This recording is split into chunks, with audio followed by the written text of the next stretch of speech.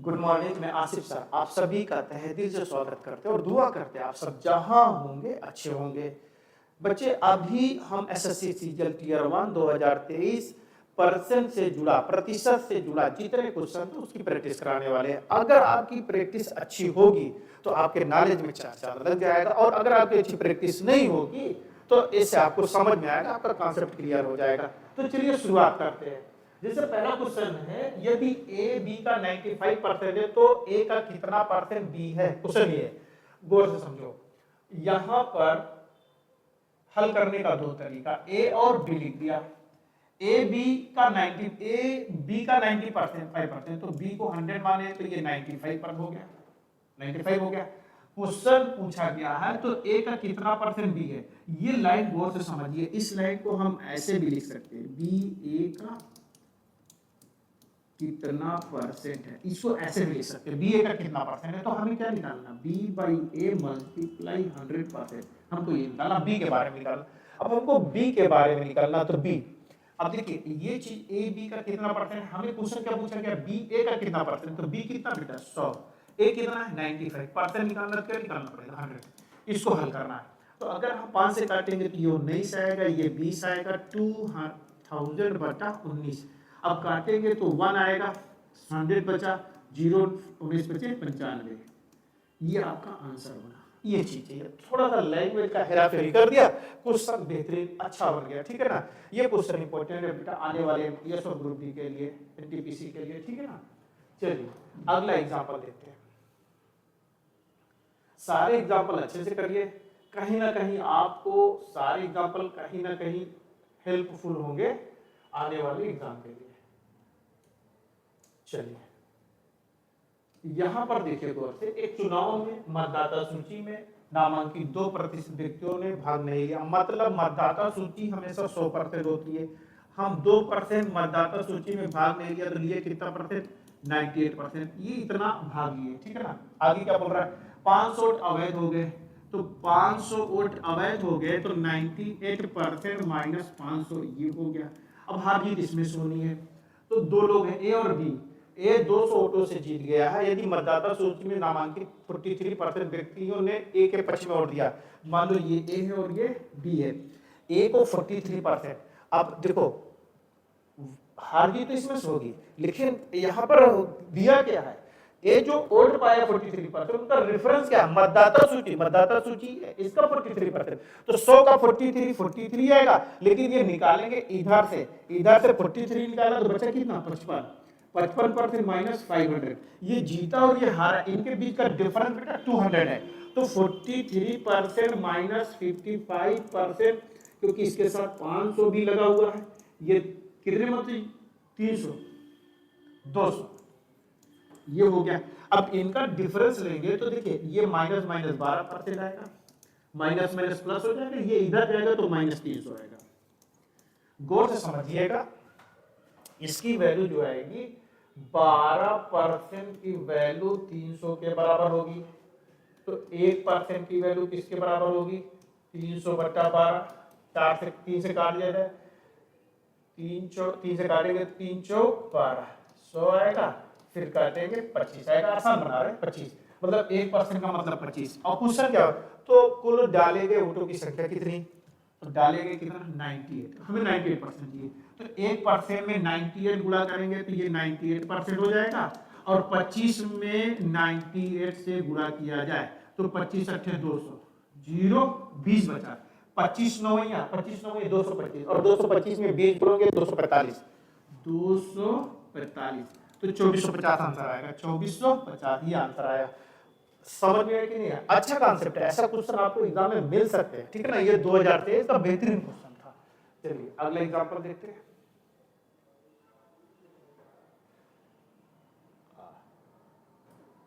ये देखिए, 3 उम्मीदवार अर्जुन भास्कर और सराय के बीच एक चुनाव में एक पद के लिए चुनाव लड़ा गया। ठीक है ना, अर्जुन भास्कर 3 लोग हैं, अर्जुन भास्कर और सराय के बीच एक चुनाव पद के लिए। अर्जुन को सराय से 50% अधिक वोट मिले, अर्जुन को सराय से ये 100 तो 50% अधिक मतलब 150। काट देंगे तो 3 और 2 का मामला बन जाएगा। आगे क्या बोल रहा है, सराय को भास्कर से 2% कम वोट मिले, सराय को भास्कर से 2%, ये 100 आएगा तो ये 98 आएगा। इसे काटना जरूरी नहीं है क्योंकि सराय का यहाँ पर 2 है, सराय का यहाँ 98, बाकी दोनों का 1-1 है, तो इसको मिक्स करना, बराबर करना, तो इसका एलसीएम 98 आएगा तो 98 मान लिया जाए, ये 98 तो ये 100 आएगा, तो इसमें कोई चेंज नहीं होगी, ये 2 था तो ये 3 था, लेकिन अब इसको हम 98 मान रहे हैं तो क्या गुणा कीजिए, 2 चौका 2 9 18 49, तो इधर भी अगर 49 गुणा करेंगे 3 27 3 चौक 12 13 और 14 होगा। ये एक रेशियो बन गया, आपका अर्जुन इतना पाया, भास्कर इतना पाया, सराय इतना पाया, ठीक है ना।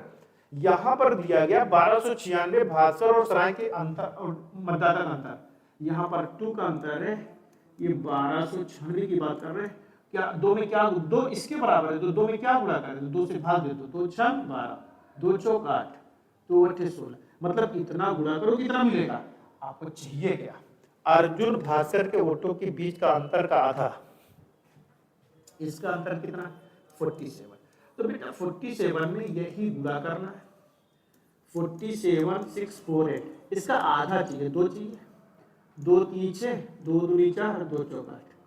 अब देखो 47 को 324 में गुणा करना, तो कभी कभी जुआड़ होता है ना, हम भारतीयों के पास जुआड़ बहुत होता है, यूनिट डिजिट मतलब आखिरी डिजिट मैच करा, पता लगा कई मैच कर दिया, आखिरी का 2 डिजिट मैच कर सकते हो ना, देखते 7 चौक 28, तो 8 तो कई लास्ट में है, तो 7 दूनी 14 14 15 और 16 6 हो गया, अब ये 4 चौक 16 16 ही आ गया, आखिरी 8 हो गया, 6 6 12, आखिरी का 2 डिजिट 28, देखो मैच कर रहे थे 88 88 88 28, यही आंसर है, कैलकुलेशन करोगे तो यही आएगा। तो यूनिट डिजिट से चेक करके आखिरी के 2 डिजिट से कर लीजिए, आखिरी के 3 डिजिट से, कॉन्सेप्ट क्लियर होगा धीरे धीरे। चलिए अगला एग्जांपल देखते हैं,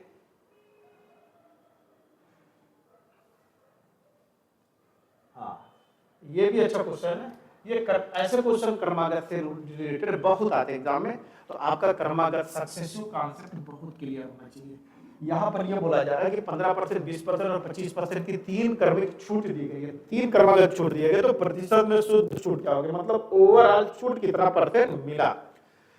हमको तो फ्रैक्शन ही अच्छा लगता है, 15% की फ्रैक्शनल वैल्यू होगी 3/20, 20% की भिन्न की वैल्यू होगी 1/5 और 25% की भिन्न की वैल्यू 1/4, 20 में 3 की छूट हुई तो बचा कितना, बेटा ये बचा 17, 17/20, 5 में की छूट हुई तो 4/5, 4 में की छूट हुई तो 3/4, काट दीजिए कर रहा, तो 17 3 की 51 हुआ, 20 पंचे 100 हो गया, तो पहले इतना था 3 बार छूट हुआ, तो अब ये हो गया, इतना कम नहीं हुआ है, इतना हो गया है, तो 100 से कितना कम हुआ है, 49% कम हुआ है, ये आंसर हो गया 3 क्रमागत छूट, ठीक है ना।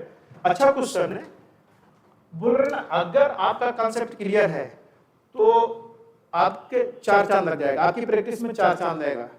अगर आपका कॉन्सेप्ट क्लियर नहीं है तो आपका कॉन्सेप्ट बहुत बेहतरीन बन जाएगा। चलिए अगले एग्जांपल देखते हैं,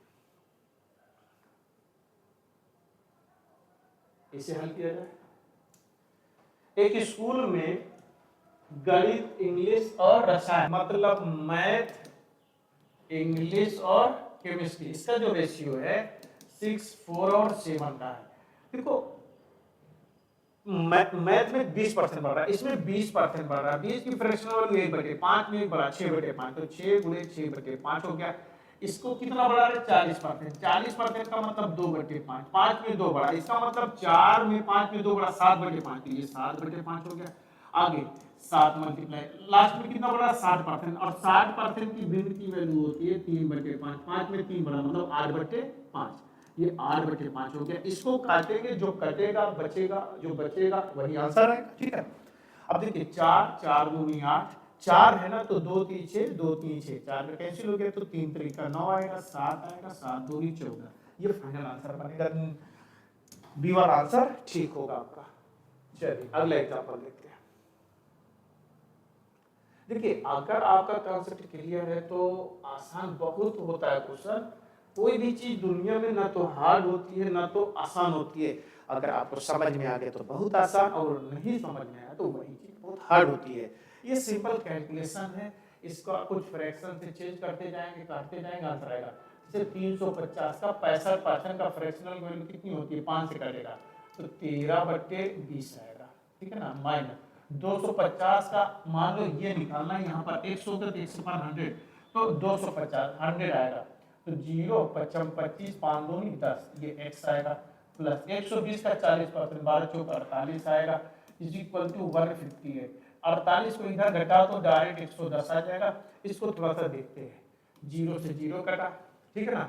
अब देखो एक चीज और कर सकता है, देखो यहाँ पर 335 गुणे 13 डिवाइड बाई 2 माइनस 5/2 x बराबर 110 है। 5 से कटेगा, 5 से 35, 5 एकम 5, 5 दूनी 10 और 5 दूनी 10 22 हुआ। अब देखो ये 2 है, 2 12 दूनी कितना होता है, 22 दूनी कितना होता है 44 हो गया। अब यहाँ से तो 150 13 से कितना होता है 7 21 10 51 हो गया तो 91 माइनस 44 बराबर x हो गया। तो 11 में से 4 जाएगा 7, 8 में से 4 जाएगा 4 47। तो x की वैल्यू कितनी आ गई 47। सिंपल कैलकुलेशन है। ऐसा क्वेश्चन तो एसएससी सीजीएल टियर 1 से तो उम्मीद नहीं थी, बाकी आ गया तो अच्छी बात है। 2023 में अगर ऐसा क्वेश्चन पूछ दिया तो कोई दिक्कत नहीं, मगर ये क्वेश्चन एमटीएस हो गया, ग्रुप डी हो गया, यूपीपी, इन सब के लिए इंपॉर्टेंट है। अगला एग्जांपल देखते हैं।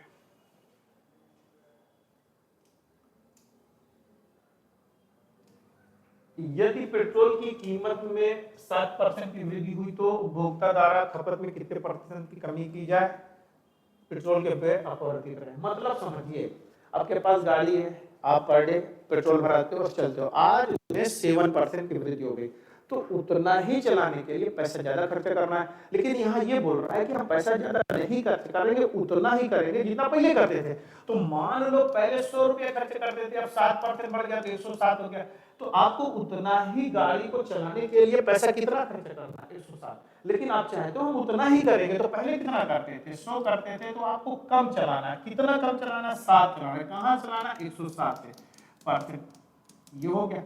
तो ये 700 बटा कितना आएगा 107 काटना है। अब देखो अगर ये 100 होता तो भाग, अगर ये 100 होता तो भागफल 7 आ जाता, ये 100 होता, लेकिन ये बेटा 100 नहीं है 107 है, ये 6 बार जाएगा, कितनी बार 6 बार जाएगा। और जब 6 बार जाएगा तो देख लो 6 और वैसे भी 6 बार जाएगा तो 6 सत्ते 42 हो गया 6, मतलब 6 सही 58 बटा 107, ये आंसर आएगा आपका।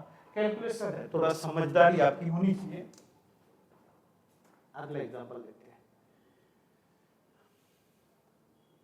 ये भी अच्छा क्वेश्चन है, ये अच्छा क्वेश्चन है।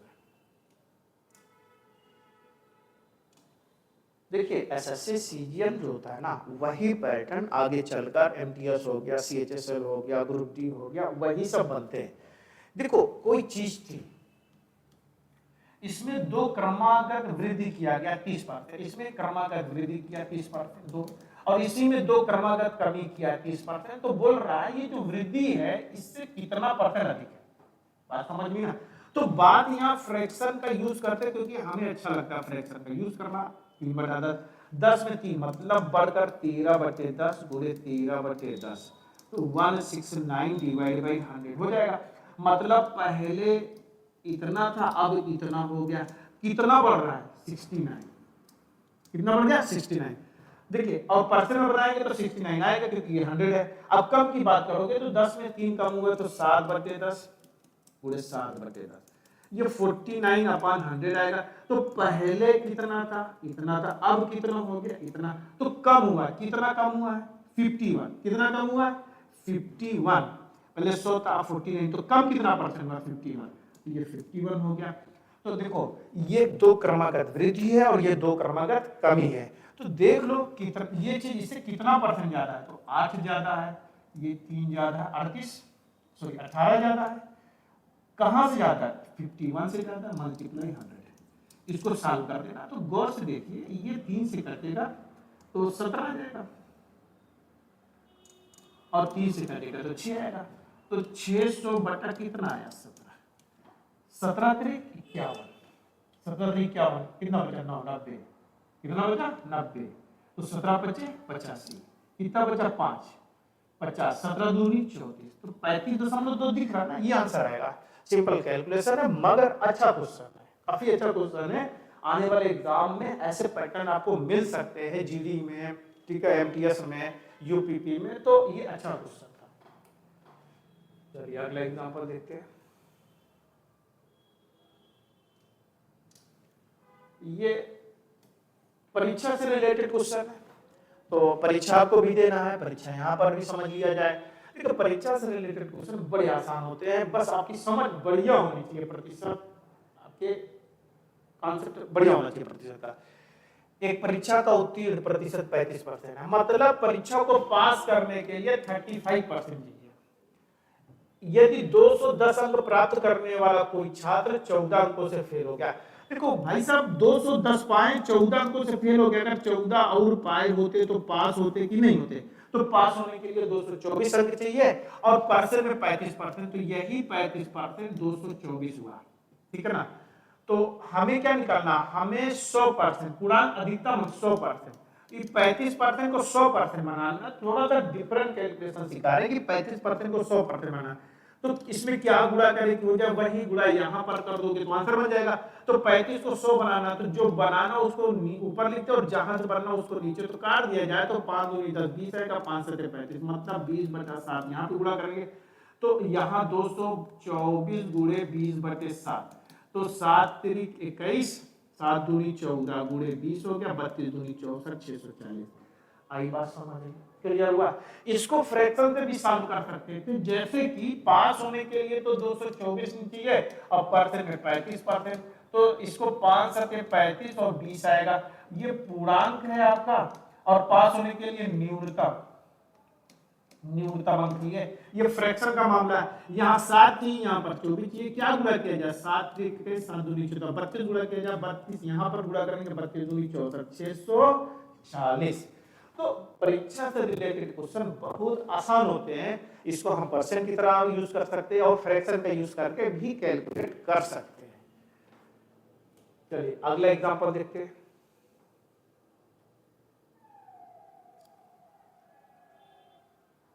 अच्छा क्वेश्चन ये भी लग रहा है।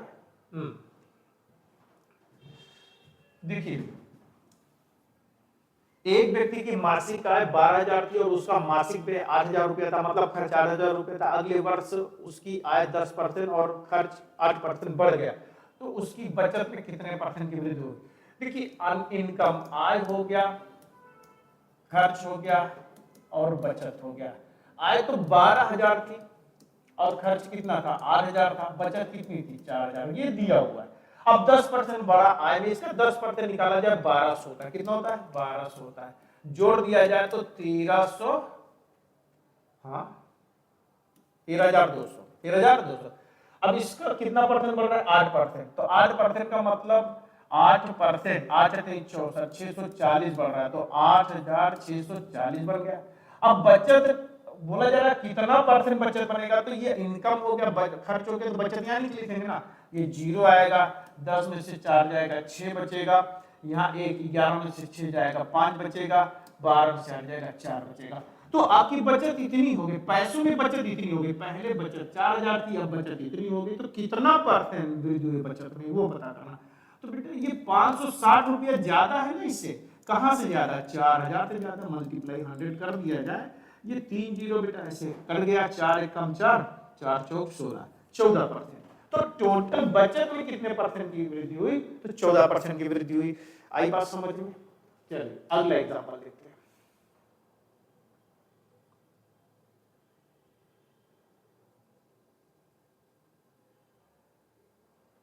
इसे हल करिए, थोड़ा सा देखा जाए। जान को एक परीक्षा में 20%, इसमें भी परीक्षा से रिलेटेड, देखो परीक्षा से रिलेटेड क्वेश्चन को हल करने के लिए बड़ा आसान रहती है, बहुत आसान क्वेश्चन बनता है। जान के परीक्षा में 20% अंक मिले, वो 10 अंकों से फेल हो गया। जान भाई साहब थे तो 20% मिले तो 10 अंक से फेल हो गए, ठीक है ना। और एक जैक भाई साहब थे, जैक को 35% मिले तो वो 20 पास होने के न्यूनतम अंक से 20 अधिक मिले, 20 अधिक मिला। तो देखो पास होने का मान लो ये मामला है, 10 अंक से फेल, 10 नीचे 20 ज्यादा 20 ऊपर, 10 नीचे 20 ज्यादा, गैप कितने का, 30 का। और यहाँ गैप कितने का, 10%, 15% का। तो 15% ही तुम्हारा 30 अंक बन रहा है। तो 15%। और परीक्षा पास होने का न्यूनतम प्रतिशत कितना होगा? तो बेटा न्यूनतम प्रतिशत का मिनिमम और टोटल मल्टीप्लाई 100। पास होने का प्रतिशत ही होता है कि उस परीक्षा पास होने के लिए मिनिमम नंबर कितना है उसको ऊपर लिखा, पूर्णांक कितना नीचे लिखा, 100 गुणा आंसर मिला। इसका मतलब को पूर्णांक भी निकालना, मिनिमम अंक भी निकालना। 15% बनेगा 30 क्या गुणा किया जाए, 15 दूनी 30, पूर्णांक 100%, 100 में 2 गुणा किया तो पूर्णांक कितना हो गया 200। अब हमें पूर्णांक तो 200 मिल गया, मिनिमम नंबर, तो अब चाहे इसका यूज करिए चाहे इसका आंसर तो आएगा। अगर इसका यूज करते हैं तो 20% का मतलब 20 दूनी 40। अगर 40 नंबर पाया था तो फेल हुआ था 10 नंबर से, मतलब 10 और पाता तो पास हो जाता। पास होने के लिए न्यूनतम अंक 50 चाहिए थे, और पूर्णांक कितने में से बचे 200 में से, और गुणा 100 कर दिया जाए, आंसर बनेगा ना ये 25%। कितना बढ़ते 25%। मेरे ख्याल से आपको समझ में आएगा। ये भी अच्छा क्वेश्चन है, लेकिन एसएससी सीजीएल से ऐसी उम्मीद नहीं थी 2023 में कि ऐसा क्वेश्चन पूछे। ये एमटीएस हो गया, सीएचएसएल हो गया, जीडी हो गया, ये क्वेश्चन उसी लायक था। चलिए ये आने वाले एग्जाम में मिल सकता है, जीडी में, एमटीएस में। अगला एग्जाम्पल,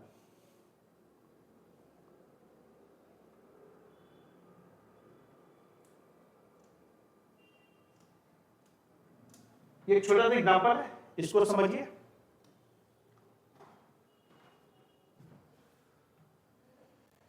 एक व्यक्ति अपनी आय का 25% दैनिक उपयोग की वस्तुओं पर खर्च करता है। इसके अलावा, अलावा का मतलब शेष, वह बाकी का 18% घर किराए पर और बाकी का 16% यात्रा पर खर्च करता है। यहाँ पर सब शेष लिखा हुआ, शेष का मतलब कर्मागत। शेष का मतलब क्या हुआ? कर्मागत। देखिए 25% शेष लिखा हुआ है, 18% शेष लिखा हुआ है, 16% शेष लिखा हुआ है। 25% का फ्रैक्शनल वैल्यू 1/4 होता है, इसका 2 से काट दीजिए, दोनों 18 और ये 50 आएगा, 4 चौक 16 और 25 आएगा। फिर भी अब देखिए 4 में से 1 खर्च करता है तो बचा कितना? 3/4। 50 में 9 खर्च हुआ तो बचा कितना? 41/50। 25 में 4 खर्च हुआ तो 21/25। ये बचा, ठीक है ना। अगर गुणा करेंगे तो 25 चौका 100 और 100 में 5000, ये कितना आएगा? 5000। और ये बचे वाली चीज को गुणा मत करिएगा, क्योंकि यही दिया गया, कितना दिया गया है? 861 दिया गया है। तो यहाँ पे कैलकुलेशन थोड़ा आसान बन सकता है। अगर गुणा करोगे तो गुणा करने में टाइम लगेगा, ये इसके बराबर होगा, इसमें क्या गुणा करें। तो ये जब पैटर्न आता है तो जिसको बनाना होता है उसको ऊपर लिखते हैं और जहां से बनना होता है उसको नीचे लिखते हैं। ये कैलकुलेशन करने का हमारा तरीका है, ठीक है। अब गौर से देखिए, 3 से तो कर लीजिएगा, 3 दूनी 6, 26 हुआ, 3 अट्ठे 24, 3 7 21, ये कट गया। अब देखिए 7 3 21, 7 चौक 28, 7 एकम 7, 41 से 41 काटा तो बचा कितना? 1/3। इसका मतलब इसमें 1/3 गुणा करोगे तो ये आएगा, इसमें भी 1/3 गुणा कर दीजिए। 5000 में 1/3 गुणा करेंगे मतलब 5000 में 3 से भाग देना है। तो बच्चे देखिए 3 एकम 3, ये 20, ये 20, ये 20, 6 6 6, 2/3, ये आंसर आएगा 1666, 2/3, ठीक है ना, ये आंसर आएगा। तो ये भी एक अच्छा क्वेश्चन था क्रमागत का, बस क्रमागत ना बोलकर बाकी बोला। क्या बोला? बाकी और शेष बोला। कभी भी बाकी और शेष आए तो वो क्रमागत ही होता है। अच्छा क्वेश्चन है, ये आने वाले एग्जाम में इस पैटर्न पर आपको मिल सकता है। चलिए अगला एग्जाम्पल लेते हैं।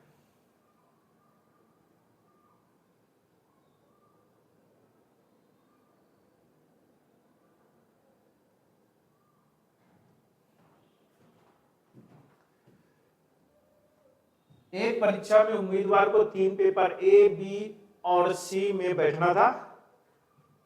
एक परीक्षा में एक उम्मीदवार, एक परीक्षा है, एक उम्मीदवार है, पेपर ए बी सी,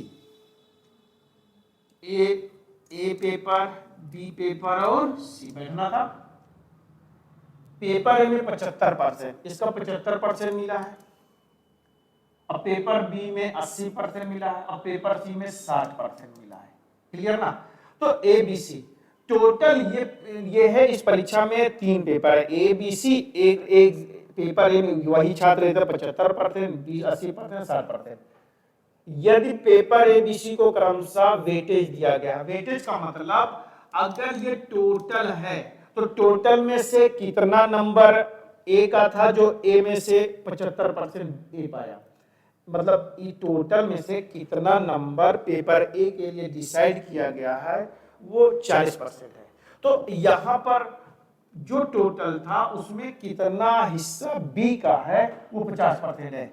इस टोटल में से पेपर सी का कितना हिस्सा है 10%। तो अगर परसेंट की बात किया जाए तो 100%। अब 100% में 40% ए के लिए दिया गया नंबर और 50% इनको दिया गया है और 10% इनको दिया गया है, जोड़ेंगे तो 100 आएगा। अब इसका मतलब 40 का 75% पाया, 40 का 75, तो 40 का 75% में 75% तो फ्रैक्शन 5 दिए 15 और ये 25 दिए 75 और 25 चौका 100, 75% बेटा 3/4 हुआ। अब देखिए 50 का 80%, तो 80 मतलब 4/5।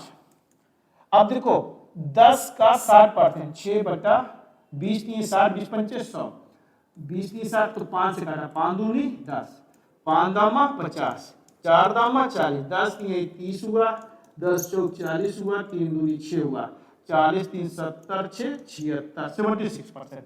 तो ओवरऑल वो कितना परसेंट पाया? 76% पाया है। अच्छा क्वेश्चन है ये भी। चलिए अगला एग्जांपल देखते हैं।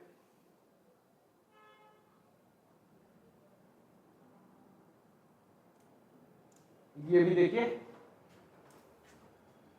पहले महीने में मोहन की आय 30% बढ़ जाती है और दूसरे महीने में उसकी आय 30% कम हो जाती है, तो 2 महीने के बाद आय में कितने परसेंट की वृद्धि या कमी हो गई?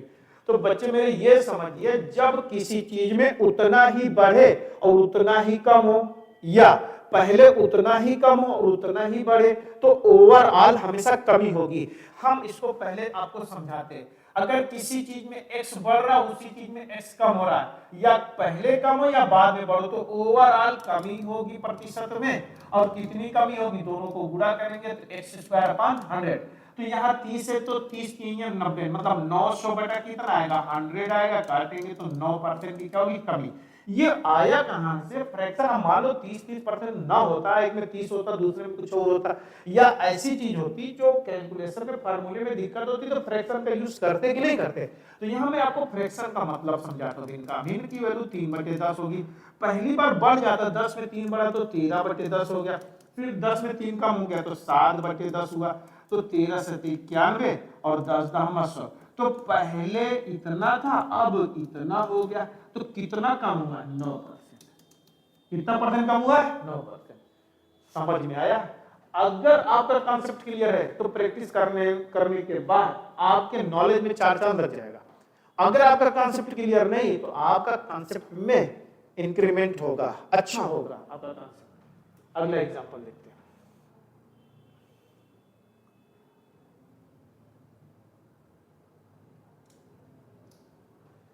रवि शुरू में अपनी मासिक आय का 20% बचाते थे। रवि अपनी 20% बचाते थे। हाल ही में उनकी मासिक आय में 25% की वृद्धि की गई, तो उनकी नाम मात्र बचत में 5%, उनकी बचत में भी 5% की वृद्धि हो गई। तो रवि वर्तमान में अपनी वर्तमान नाम मात्रा का कितना परसेंट बचाता? मतलब कि समझिए, रवि 100% कमाते थे और 20% बचाते थे और 80% खर्च करते थे। ये आय है, ये खर्च हो गया और ये क्या हो गया? बचत हो गया। फिर बोला जा रहा है कि उनकी 25% बढ़ गई आमदनी में।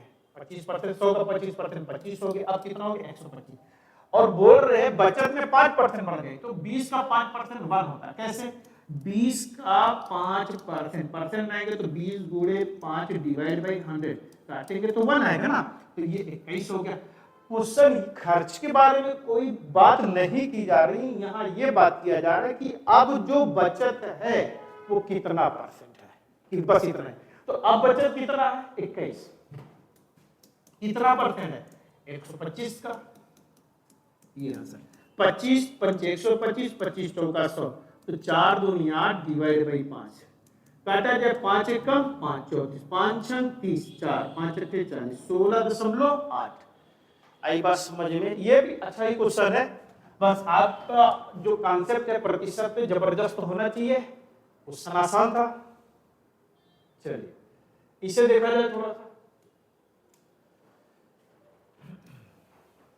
यदि पेट्रोल की कीमत में 81% बढ़ जाता है तो पेट्रोल पर व्यय आपूर्ति रहने पर उपभोक्ता को पेट्रोल की खपत में कितने परसेंट कम करना चाहिए? कहने का मतलब है कि मान लो आपकी बाइक है, आप पर डे पेट्रोल भराते हो और चलते हो। आज पेट्रोल की कीमत में 81% बढ़ गया, काफी बढ़ गया। 81% का मतलब